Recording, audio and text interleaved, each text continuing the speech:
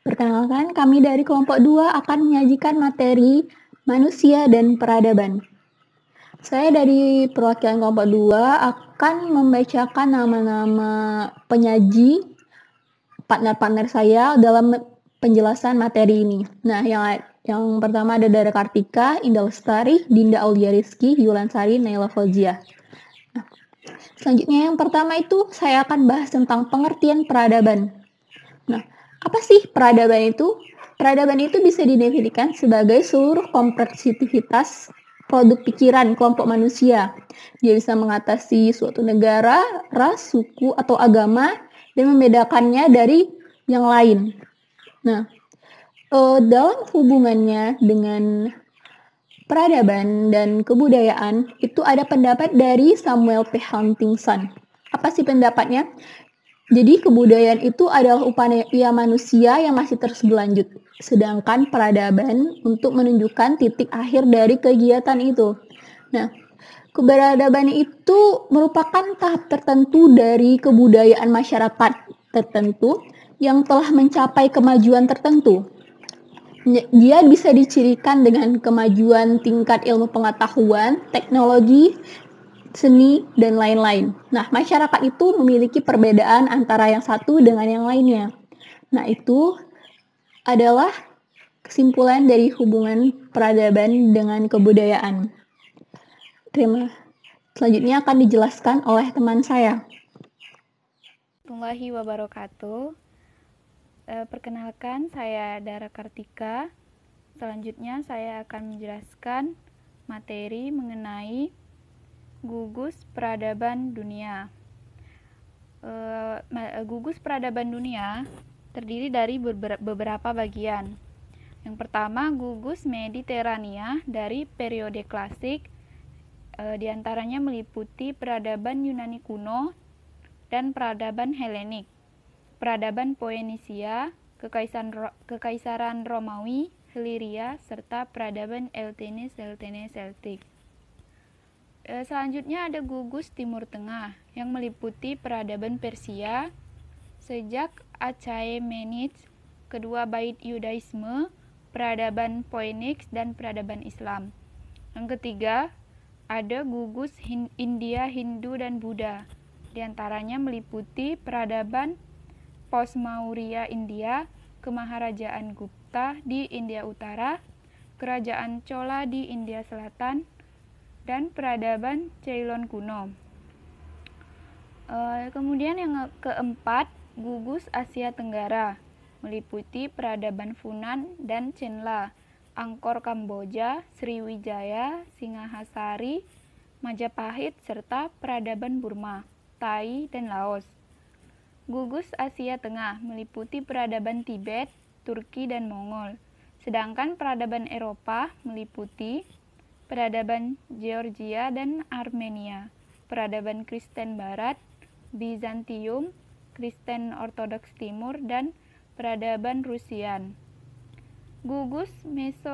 Kemudian yang terakhir gugus Mesoamerika, yang meliputi peradaban Aztec dan peradaban Maya. Kemudian selanjutnya saya akan menjelaskan mengenai peradaban Maya. Berdasarkan suku Maya sendiri mendiami daerah Meksiko Selatan dan bagian-bagian Amerika Tengah lainnya. Sedangkan pusat kebudayaannya terletak di Semenanjung Yucatan. Wilayah kerajaan Maya meliputi Semenanjung Yucatan yang terletak di Meksiko, Honduras, dan Guatemala. Wilayah suku Maya berbatasan dengan Samudra Pasifik di sebelah barat dan Laut Karibia di sebelah timur.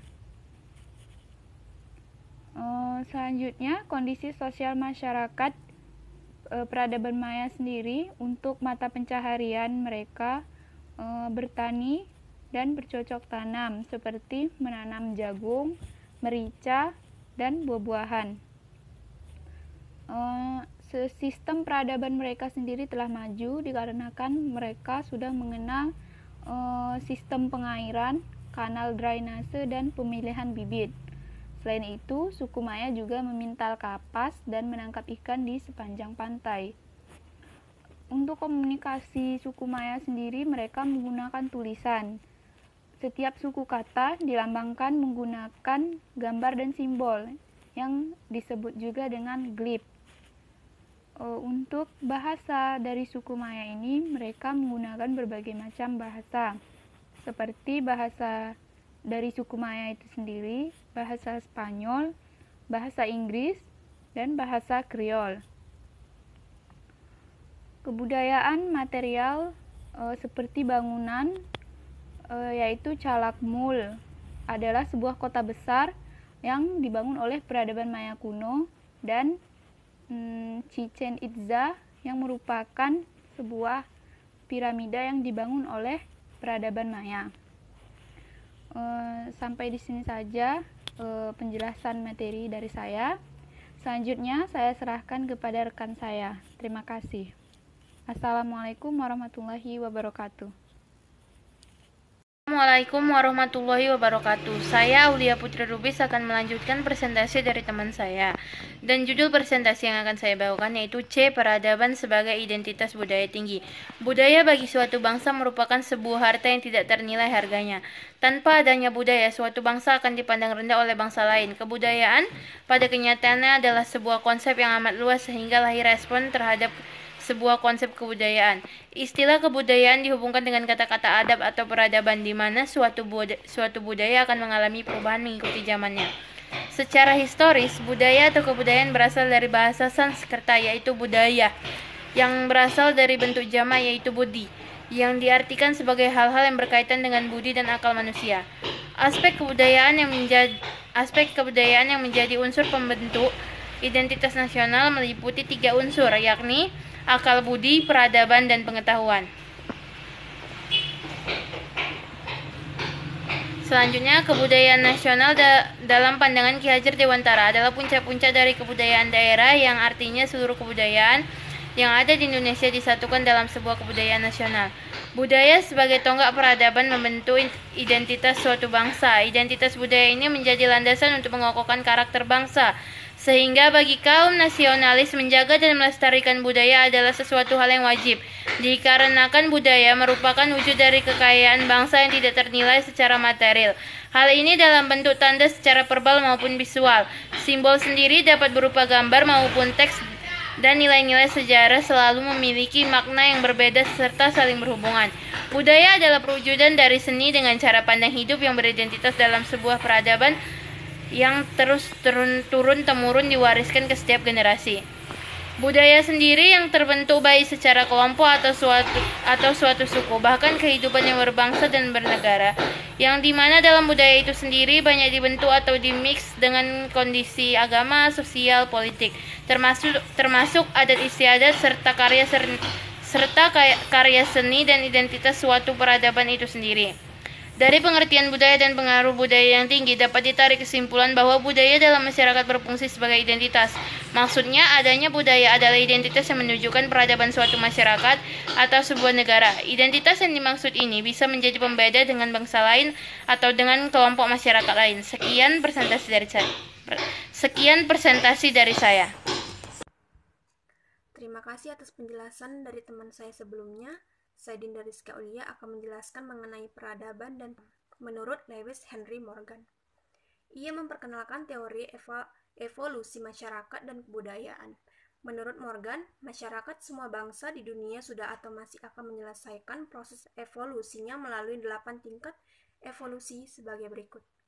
Yang A, zaman liar tua, yaitu zaman sejak adanya manusia sampai ia menemukan api. Dalam zaman ini, manusia hidup dari meramu, mencari akar-akar, dan tumbuh-tumbuhan liar. Yang B, zaman liar Madiyah, yaitu zaman sejak manusia menemukan api sampai ia menemukan senjata busur panah. Dalam zaman ini, manusia mulai merubah mata pencarian hidupnya dari meramu menjadi pencari ikan atau pemburu. Yang C, zaman liar muda, yaitu zaman sejak manusia menemukan senjata busur panah sampai ia mendapatkan kepandaian membuat barang-barang tembikar. Dalam zaman ini mata pencaharian masih berburu. Yang D, zaman barbar tua, yaitu zaman sejak manusia menemukan kepandaian membuat tembikar sampai ia beternak atau bercocok tanam. Yang E, zaman barbar Madia, yaitu zaman sejak manusia beternak atau bercocok tanam sampai ia menemukan kepandaian membuat benda-benda dari logam. Yang F, zaman barbar muda, yaitu zaman sejak manusia menemukan kepandaian membuat benda-benda dari logam sampai ia mengenal tulisan.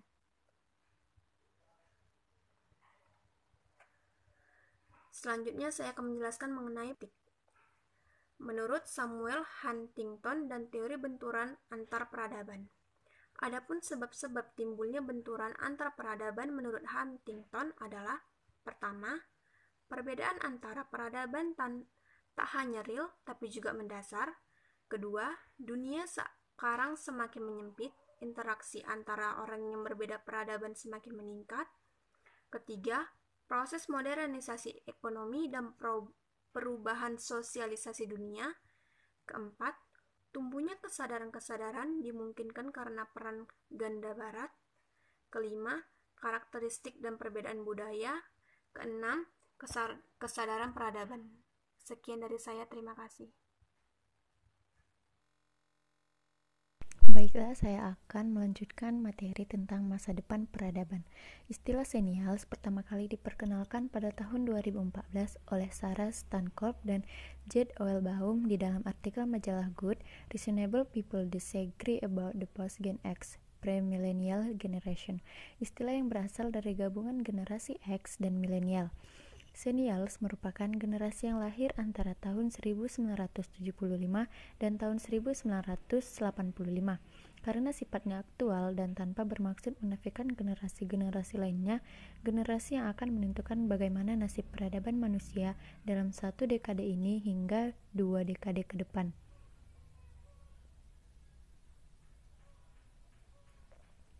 Masa kecil hingga remaja, senials berada dalam lingkungan sosial yang didominasi oleh teknologi analog, sedangkan masa dewasanya berada dalam lingkungan sosial yang didominasi oleh teknologi digital.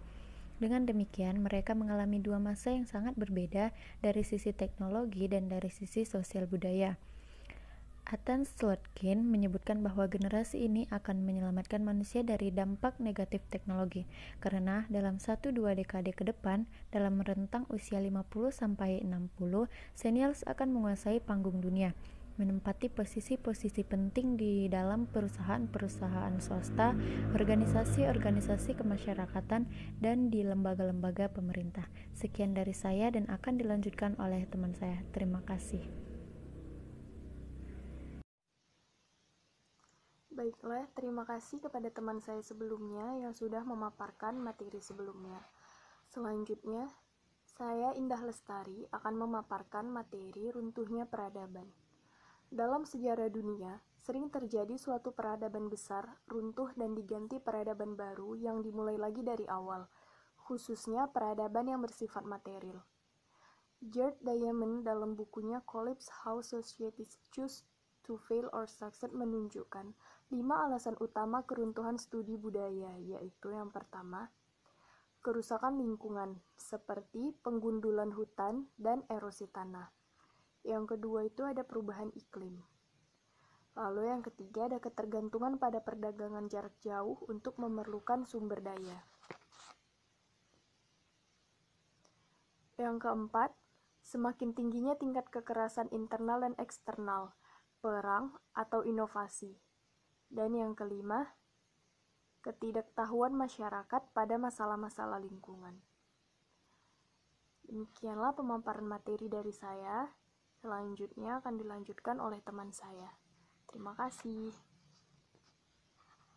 Perkenalkan, nama saya Nala Fauziah. Di sini saya akan menjelaskan tentang materi modernisasi. Modernisasi berarti proses menuju masa kini atau proses menuju masyarakat yang modern. Modernisasi dapat pula berarti perubahan dari masyarakat tradisional menuju masyarakat yang modern. Jadi, modernisasi merupakan suatu proses perubahan di mana masyarakat yang sedang memperbaharui dirinya berusaha mendapatkan ciri-ciri atau karakteristik yang dimiliki masyarakat modern. Adapun syarat-syarat modernisasi adalah 1. Cara berpikir ilmiah atau scientific thinking yang sudah melembaga dan tertanam kuat dalam kalangan pemerintah maupun masyarakat luas. 2.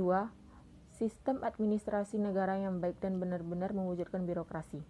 3. Sistem pengumpulan data yang baik, teratur, dan terpusat pada suatu lembaga atau badan tertentu seperti BPS atau Badan Pusat Statistik.